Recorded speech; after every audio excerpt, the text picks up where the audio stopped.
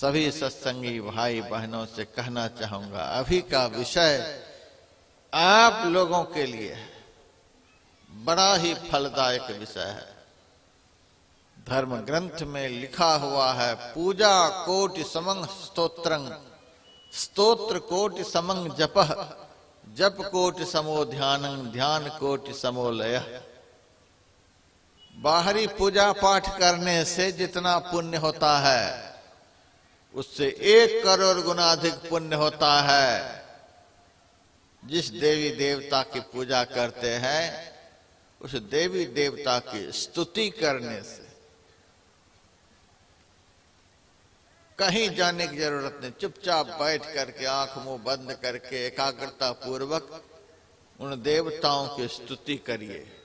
पूजा पाठ से 1 करोड़ गुना अधिक फल मिलेगा।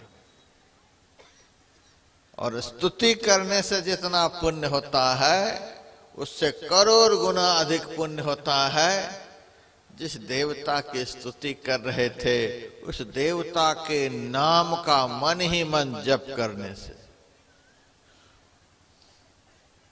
और देवता के मन ही मन नाम जप करने से जितना पुण्य होता है उससे करोड़ गुना अधिक पुण्य होता है जिस देवता का नाम ले रहे थे उस देवता को ध्यान में बसा लेने से। वह देवता ध्यान में दिखलाई देने लग जाए, करोड़ गुना अधिक पुण्य होगा। और अधिक चाहते हैं तो सुन लीजिए, एक और बचा है, ध्यान कोटि समो लयः। जिस देवता को ध्यान में देख रहे थे उनको देखते देखते उस देवता में ही अपने को लीन कर दीजिए, अपने को उसी में लीन कर दीजिए। अपना ज्ञान नहीं रह जाए मैं कहाँ हूं, बस वही रह जाए। जिनको देख रहे थे उसी में लीन हो गए, इसी को कहते हैं समाधि। देखते देखते वही हो गए, 1 करोड़ गुना अधिक फल मिलेगा। किस आधार पर करोड़ करोड़ गुना फल बढ़ता गया? करोड़ करोड़ जो अधिक होता गया किस आधार पर? बाह्य पूजा पाठ करते समय मन 17 जगह लगा रहता है। सिंदूर भी चढ़ाना है, टिकली भी चढ़ाना है, तेल भी चढ़ाना है, आरती भी दिखानी है, बेलपत्र है, फूल है, अक्षत है, धूप है, दीप है। यह चढ़ाया कि नहीं, वह चढ़ाया कि नहीं, यह रखा कि नहीं, वह रखा कि नहीं। बाह्य पूजा पाठ में 17 जगह मन फैला हुआ रहता है। लेकिन आप पाप नहीं कर रहे हैं। किसी भी तरह से आप अपने मन को शुभ कर्म में लगा रखें। भले 17 जगह फैला हुआ है लेकिन शुभ कर्म आप कर रहे हैं, इसीलिए इस कर्म की भी बड़ाई है। 1000 जगह मन लगा हुआ रहे लेकिन वह मन शुभ कर्म में लगा हुआ रहे। बाह्य पूजा पाठ यह धर्म है, शुभ कर्म है, लेकिन मन बहुत जगह फैला हुआ है। सत्कर्म करते हुए भी मन फैला हुआ है। तो शास्त्र कहता है तो खाली पूजा पाठ में ही नहीं दिन रात लगे रहो। थोड़ा सा मन को एकाग्र करने के लिए पूजा की विधि को सूक्ष्म करने का प्रयास करो, स्तुति का गान करो। हम दुनिया घूमते हैं, बहुत संप्रदायों में जाते हैं, कहीं 5 मिनट की स्तुति होती है, कहीं 3 मिनट की स्तुति होती है, कहीं 10 मिनट की स्तुति होती है। संत मत की स्तुति सबसे लंबी है, सबसे लंबी स्तुति। और लंबी थी पूज्यपाद महर्षि संतसेवी परमहंस जी महाराज ने गुरु महाराज से कहने की कृपा की थी, सरकार स्तुति बहुत लंबी है, पता नहीं बाद में लोग करेंगे कि नहीं करेंगे, इसको थोड़ा सा कम कर दिया जाए। तो कुछ कम कर दिया गया। गुरु महाराज से फिर कहा गया कुछ और कम कर देते। सब संतन की बड़ी बलिहारी मंगल मूर्ति करके खत्म कर देते। कहा अब तुम्हारी बात हम नहीं मानेंगे। क्षेत्र क्षर अपरापरा से लेकर के परिभाषा पाठ तक सबको नियम से सुबह में करना ही पड़ेगा, इससे कम नहीं होगा। क्योंकि बाद में प्रवचन करने वाला कैसा होगा नहीं होगा भगवान जानेगा। पढ़ा लिखा तो नहीं के बराबर होगा, लेकिन दिमाग कम नहीं चलाएगा। क्या बोलेगा नहीं बोलेगा सब सुन ही रहे हैं आजकल। गुरु महाराज ने कह दिया कि जब तक सत्संगी के मुंह से सब क्षेत्र क्षर से लेकर परिभाषा पाठ तक निकलते रहेंगे, तब तक उनको मेरा ही फल प्राप्त होता रहेगा। समझिए, महर्षि में ही परमहंस बोल रहे हैं। क्षेत्र क्षर अपरापरा से लेकर सब संतों का एक ही मत है। यहां तक यदि आप स्तुति एकाग्रता पूर्वक कर लेते हैं, समझिए कि गुरु महाराज के पूरे प्रवचन को आपने सुन लिया। पूरा संत मत सुबह की स्तुति में समाया हुआ है। इससे आगे दुनिया में किसी के पास ज्ञान नहीं है कि व्याख्या करके सुना सके। मेरे पास उतना समय नहीं। यदि देहरादून आइए तो क्षेत्र क्षर से लेकर परिभाषा तक का अर्थ आपको सुना दूंगा। सुनिएगा आकर के, कभी देखिएगा कि गुरु महाराज ने क्या नहीं लिखा है स्तुति में। और मैं आप लोगों से यह भी कह देना चाहूंगा, यदि ठीक ठीक स्तुति आप लोगों से हो गई तो उसी दिन आपसे ध्यान भी बनेगा। ये माई चादर समेट रही है प्रवचन, क्या इनको सुना है? समय का बचाव कर रही है। इनको क्या लेना देना है सत्संग से?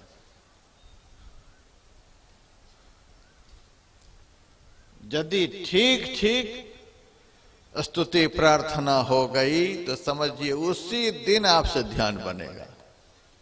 दूसरा दिन नहीं होगा, उसी दिन। लेकिन स्तुति करें कैसे? क्या कहूं आप लोगों को,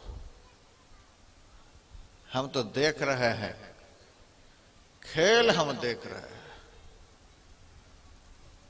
स्तुति हो रही थी क्षेत्र क्षर अपरापरा पर और अक्षर पार में। कुछ माताएं कंघी लेकर के बाल भी समा रहे थे, और अक्षर पार में और अक्षर पार में। यही स्तुति अब हो रही है। हो रही थी मंगल मूरत सदगुरु मिलवाए सर्वाधार। इधर से लोटा उठाकर इधर, इधर से उधर।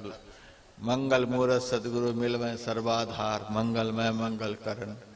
ऐसे ऐसे मंगल मूर्ति हो रही है। यही स्तुति है। जुग बीत जाएगा स्तुति करते करते, गुरु को खुश नहीं करो। अभी भी देखिए माई चादर समेट रही है। दिमाग खराब तो नहीं हो गया? पढ़ पढ़ के पत्थर भयो, लिख लिख के भयो लोढ़ी। गुरु बिचारा क्या करे जब चेला हो गए कोढ़ी। इतना उपदेश, इतना सत्संग हो रहा है, फिर भी अकल नहीं आ रही है। स्तुति के समय, प्रवचन के समय चादर समेट रहे हैं। आरती के बाद समय नहीं मिलेगा, फांसी पर चढ़ा दिया जाएगा आप लोगों को। क्या दिमाग हो गया है? कुछ समझने के लिए तैयार नहीं है। मंगल मूर्ति किस तरह से कर रहे हैं। जय जय परम प्रचंड, क्या अर्थ समझते होंगे? स्तुति का अर्थ ही नहीं समझाया गया। गलती हम लोगों की है, मंच पर के महात्माओं की गलती है, हमारी गलती है। टीचर ही अनट्रेंड है तो छात्र कैसे ट्रेंड होगा? टीचर अनट्रेंड हो गया, टीचर ही आज स्तुति में नहीं बैठ रहे हैं। स्तुति विनती खत्म हो जाती है, प्रवचन शुरू हो जाता है, तब एक एक करके मंच पर उतरते हैं। जब टीचर ही स्तुति नहीं कर रहे मंच पर, तो छात्र क्या स्तुति करेंगे? जो बड़े बड़े टीचर हैं उनको शर्म आती है स्तुति के समय बैठने में। अरे गुरु की स्तुति करने में शर्म है? ये पीछे आकर के बैठना ये प्रतिष्ठा की बात है? ये प्रतिष्ठा की बात नहीं है। आप संत मत की मर्यादा का हनन कर रहे हैं। जो साधु स्तुति के समय नहीं मंच पर आए, वो संत मत सत्संग के दुश्मन है। वो संत मत की मर्यादा का हनन कर रहे हैं। कोई भी हो, हमें किसी का डर नहीं लगता।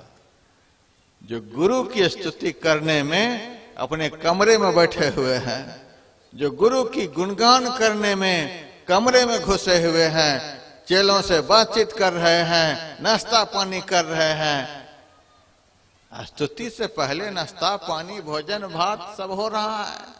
यह स्तुति की मर्यादा खत्म हो गई। हमने गुरु महाराज को सब दिन देखा है। अत्यंत वृद्धावस्था में भी गुरु महाराज सुबह नियम से स्तुति में भाग लेते थे। आरती तक गुरु महाराज रहते थे। क्या गुरु महाराज से बढ़कर कोई हो गए? जो बीमारी के बहाने स्तुति के समय घर में घुसे रहेंगे, उनकी देह की बीमारी कभी खत्म नहीं होगी। यह भी सुन लीजिए। गुरु महाराज के बहुत प्रवचन में आया है, संत मत सत्संग के द्वारा ईश्वर भक्ति का प्रचार प्रसार होता है। ईश्वर की भक्ति में 3 बातों की आवश्यकता है: स्तुति, प्रार्थना और उपासना। बहुत जगह यह प्रसंग आया हुआ है। स्तुति का अर्थ क्या होता है? गुणगान। गुणगान का क्या अर्थ होता है? प्रशंसा। जिनकी आप प्रशंसा करेंगे वे आप पर खुश होंगे। आप करिए किसी की प्रशंसा, खुश हो जाएंगे। आप तो ऐसे हैं, आप तो ऐसे हैं, आप तो ऐसे हैं, बोलिए किसी को, खुश हो जाएगा। खुश हो जाएगा तो उनके पास जो कुछ है उसे मदद कर देगा। किसी से मदद चाहते हैं तो उनको खुश कर लीजिए। खुश हो जाएंगे तो जिस लेवल के आदमी हैं उस लेवल से आपको मदद कर देंगे। सदगुरु महाराज के पास तो क्या नहीं है। यदि सदगुरु को आप खुश कर लेंगे तो आपको जीवन में सब कुछ दे देंगे।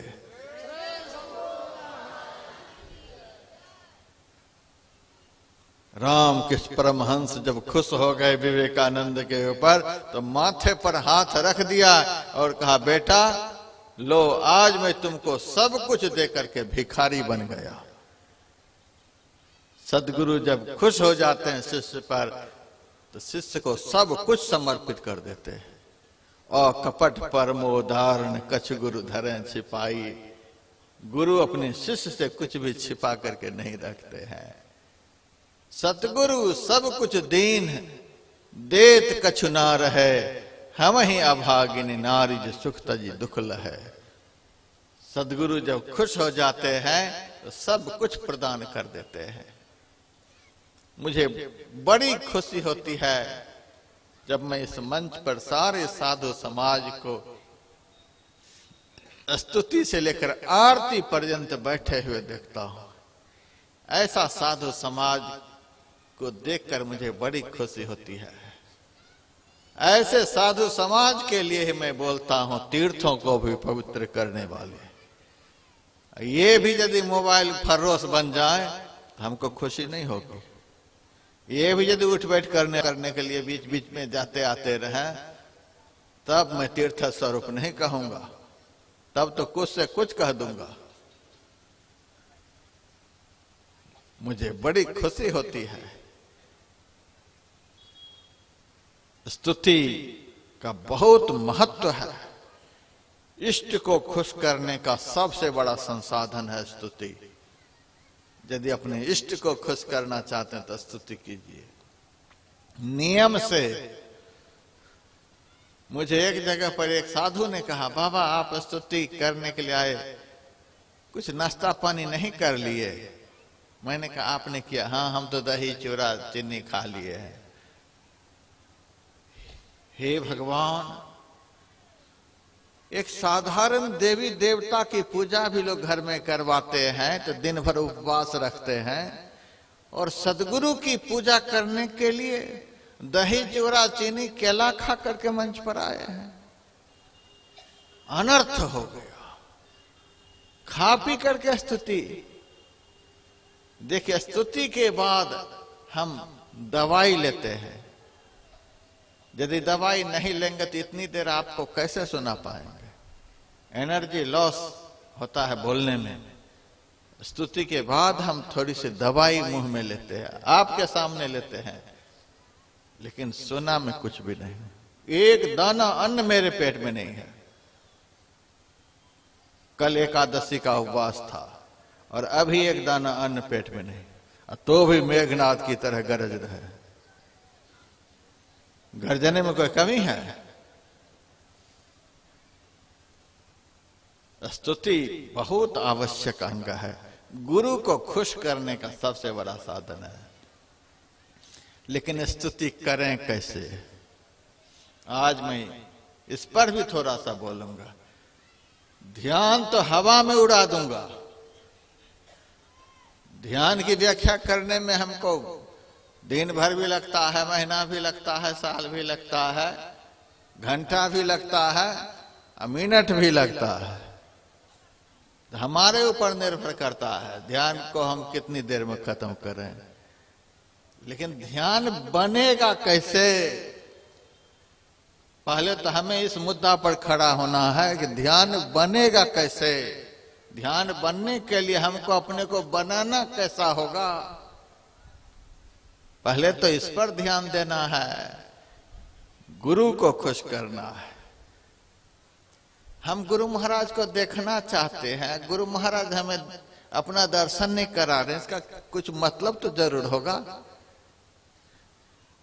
एक झोला में फूल है रे, एक झोला में कांटा है, अरे कुछ कारण होगा। गुरु महाराज हमारे अंदर में बैठे हैं, हम जहां हैं वहीं हमारे गुरु महाराज हैं। हम आंख बंद करते हैं, गुरु महाराज हमको देखते हैं, हम गुरु महाराज को नहीं देखते हैं। कुछ कारण तो जरूर होगा। क्या कारण है कि गुरु महाराज हमको दर्शन नहीं दे रहे हैं? हम तो यही कारण समझते हैं कि हमारे में खोट है, हम दर्शन करने के काबिल नहीं हैं, इसीलिए दर्शन नहीं हो रहा है। सतगुरु संत कंज में वासा, सूरत लाई जो चढ़े आकाशा। तुलसी साहब ने कहा सदगुरु का निवास शिष्य के कंज में होता है। कंज का त्याज्ञा चक्र को, 10वां द्वार को, दोनों आंखों के बीच में सदगुरु का निवास होता है। गुरु मूर्ति सूरति बीच निरखो। और मुश्किल किस्सा है रो बरो जिसने तुझे पंजा दिया। हमारी सारी कठिनाइयों को दूर करने के लिए हमारे गुरु महाराज रूबरू, बिल्कुल सामने, शिष्य के सदैव सामने सदगुरु होते हैं। गरीबदास जी महाराज की वाणी में हरदम खोज हनोज हाजिर, त्रिवेणी के तीर है, दास गरीब तबीब सतगुरु बंदी छोर कबीर है।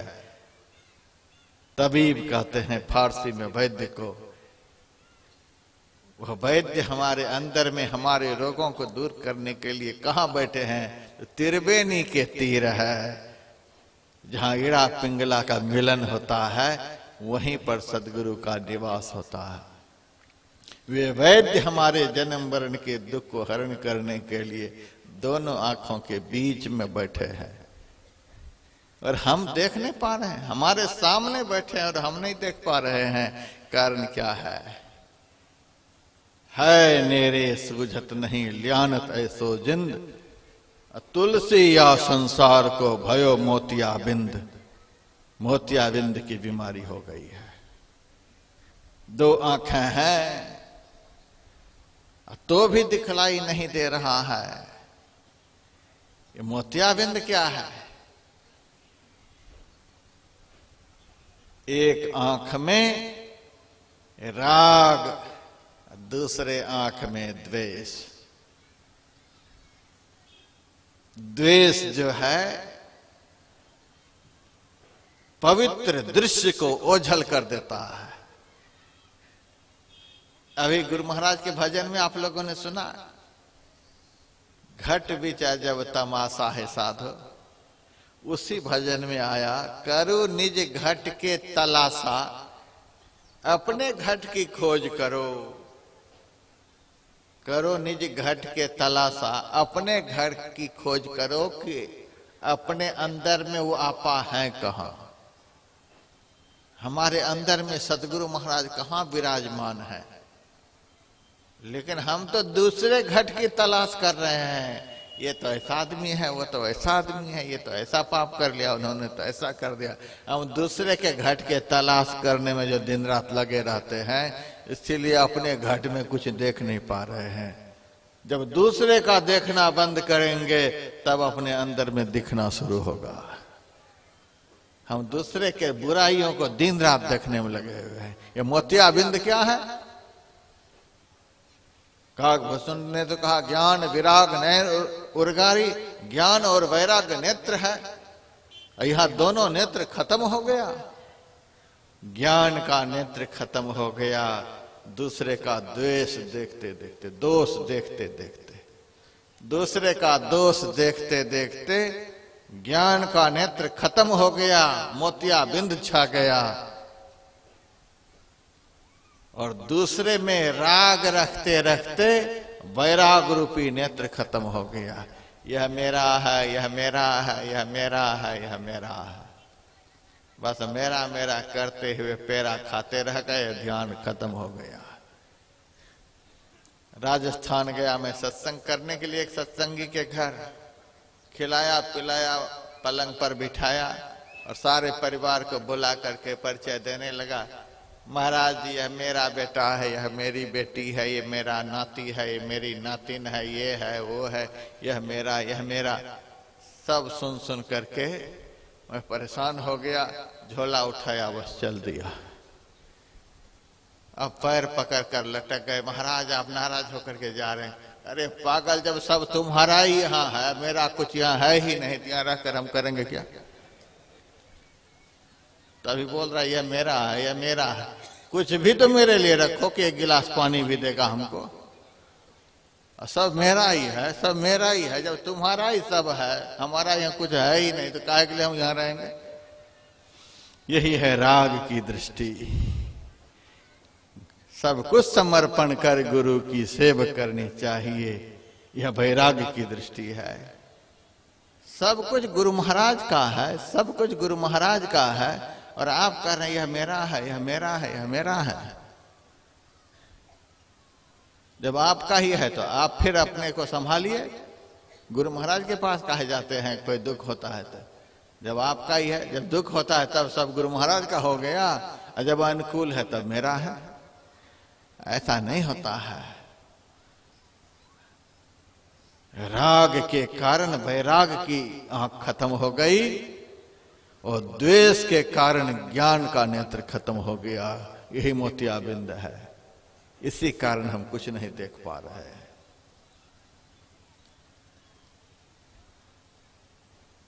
कुछ कारण है जो हम गुरु महाराज को नहीं देख पा रहे हैं। गुरु महाराज हमसे खुश नहीं है। गुरु महाराज हमसे खुश नहीं हैं, इसीलिए हम उनको नहीं देख पा रहे हैं। यदि गुरु महाराज हमसे खुश होते तो वो झल रहते, प्रकट हो गए होते, प्रकट हो गए होते। हमसे खुश नहीं है। जाओ गुरु रूठे होय तो तुरंत मनाइए, होइए दीन अधीन चूक बख्साइए। जो गुरु होय दयाल दया दिल हेरी हैं, कोट कर्म कट जाए पलक छिन फेरी हैं। एक क्षण में आपका उद्धार कर देंगे। आप क्या बात करते हैं? दिखलाई नहीं देता है, दिखलाई नहीं देता है, तुरंत दिखलाई देंगे। पत्थर हैं।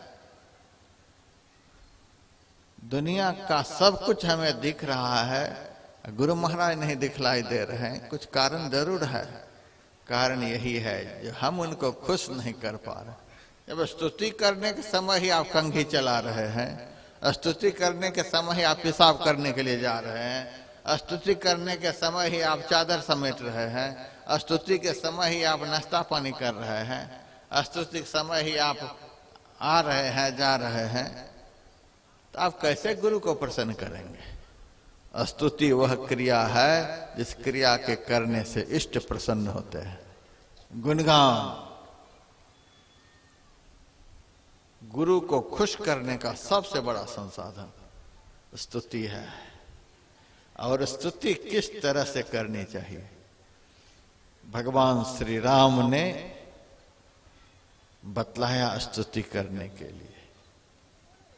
मम गुण गावत पुलक शरीरा, गदगद गिरा नयन बह नीरा। मेरा गुणगान करते समय, मेरी स्तुति करते समय रोम पुलकायमान हो जाए,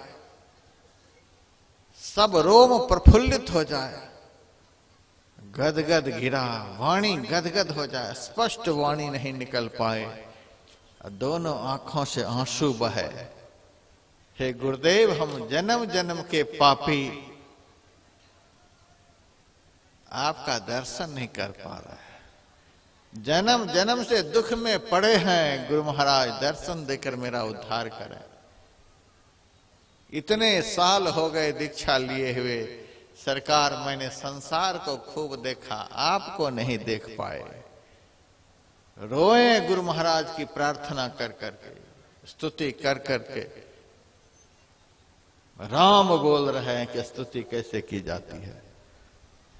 मम गुण गावत पुलक शरीरा, गदगद गिरा नयन बह नीरा।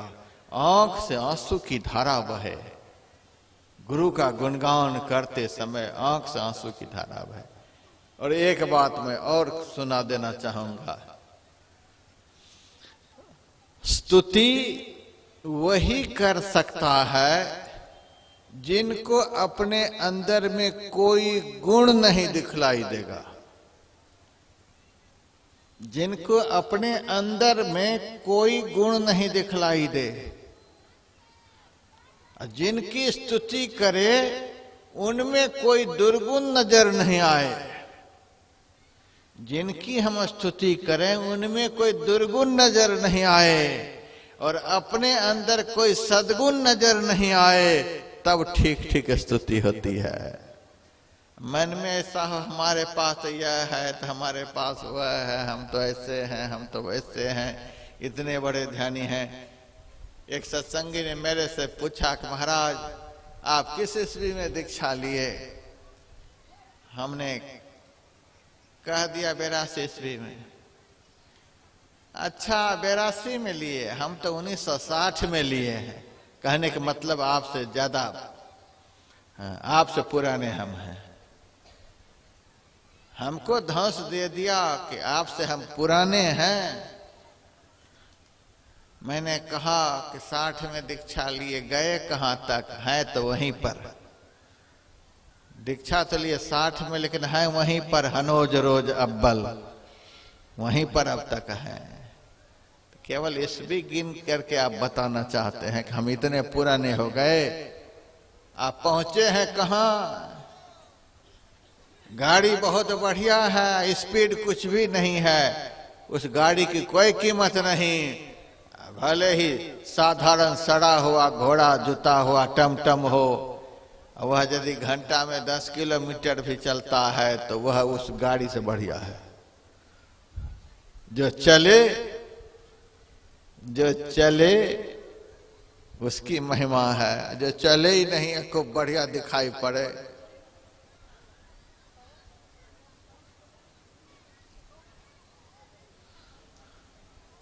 उसकी कोई महिमा नहीं है। जिनको अपने अंदर में एक भी सद्गुण नजर नहीं आए। रैदास जी महाराज की वाणी में, गुण सब तोर मोर सब अवगुण। कृत उपकार न माना। हे प्रभु, गुण जितने हैं सब आपके हैं, मोर सब अवगुण, और अवगुण जितने हैं सब हमारे हैं। धर्मदास जी महाराज भी कहते हैं, गुण तो मोरे हैं नहीं, अवगुण बहुतेई। हमारे में गुण तो एक भी नहीं, अवगुण तो हम कह ही नहीं सकते कितने अवगुण हैं। स्तुति करते समय ऐसा भाव हो कि हमारे अंदर है गुरुदेव एक भी सद्गुण नहीं, सारे सद्गुण आप में है, ऐसा भाव हो।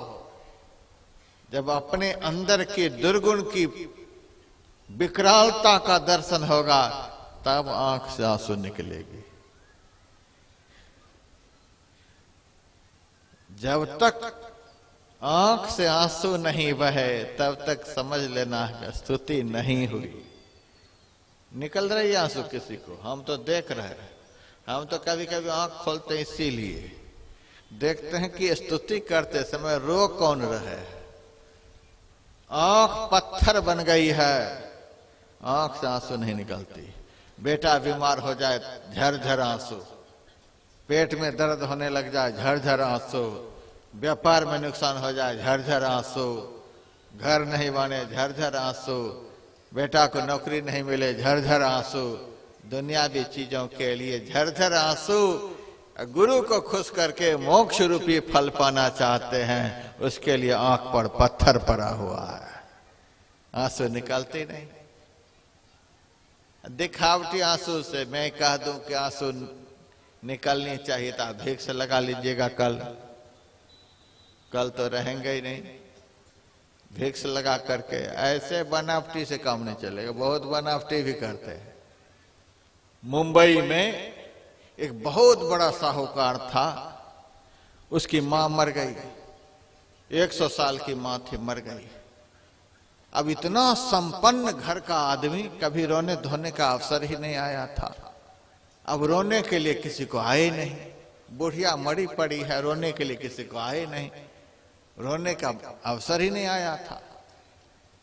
अब घर का मालिक सोचता है कि मां मरी पड़ी है, रो रहे हैं, कोई भी नहीं, मोहल्ला के लोग क्या कहेंगे, ऐसा पत्थर आदमी, मां मरी पड़ी है, रोता कोई नहीं है। तो गया एक बहुरूपिया के पास और उनसे कहा मेरे घर चलो, 1 घंटा तुम रो देना। तो बहुरूपिया ने कहा 1 घंटा रोने का 1500 रुपए लेंगे। तो चलो दे देंगे, 100 ज्यादा ही देंगे, आओ रो। बहुरूपिया को बुलाया, मां मरी है किसी की, जिसकी मां मरी उनकी आंख से आंसू नहीं निकले। अब बहुरूपिया जार बेजार करके रोए, जार बेजार करके खूब रोए, मोहल्ला जमा हो गया और घर के लोग भी बहुरूपिया के साथ देने के लिए ऐसे ही आंख को मसल मसल करके ऊ कर रहे हैं। लोगों को लगे मोहल्ला जमा हो गया, आहा 100 साल की मां मर गई है, तो भी घर के लोगों को इतना दुख है, मां का इतना बड़ा भगत है, इतना रो रहा है, सब इतना दुखी हो रहा है। सब लोगों को लग रहा है कितना बड़ा मां का भक्त।